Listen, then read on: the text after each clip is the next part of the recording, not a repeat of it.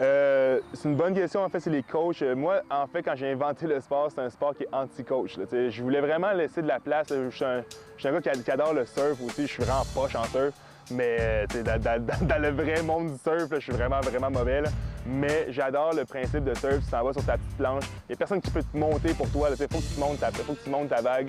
Je trouve que les coachs prennent beaucoup d'emphase sur le jeu dans la part du temps. Puis ça nuit des fois au développement des athlètes. Puis ça nuit au plaisir qu'on va aller chercher aussi à faire du sport. Juste faire du sport. C'est juste aller faire du sport. C'est tout. C'est courir. C'est gagner, perdre, oui, c'est correct. Là, mais juste compétitionner genre 100%. Pas que les coachs, ça l'empêche ça. Il y a des très bons coachs là, que tu vas regarder. Au basket, je pense souvent à Phil Jackson, là, qui est un coach. Il reste assis toute la game. Il laisse les joueurs jouer, puis il aide à certains niveaux.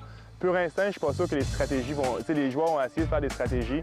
Je pense que c'est des concepts de jeu que tu vas aller chercher. C'est des lectures de jeu, de voir, ah ben là, il y a tel joueur qui est sur le terrain, lui, on peut jouer comme ça. Lui, on sait que c'est le corps arrière de l'équipe de football. Fait qu'il faut faire attention sur les longues passes, il est assez précis.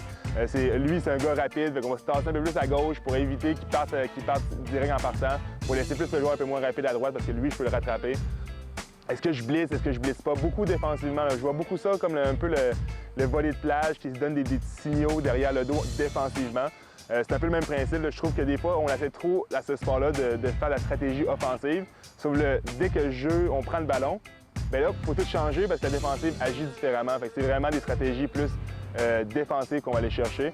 Mais à l'origine, je veux pas. Le sport est fait qu'il n'y ait pas de coach sur le terrain jamais. Okay? C'est créé comme ça. C'est-à-dire que comme au tennis, les pros, ils n'ont pas de coach sur le terrain, on peut pas discuter avec. Mais nous, le coach, il est là, c'est un sélectionneur, exemple. Il va être là, il va regarder la game. À la demi, il va pouvoir donner son petit conseil s'il y a besoin. Puis après ça, à la fin de la game, il va préparer sa prochaine pratique. Puis c'est tout. Là.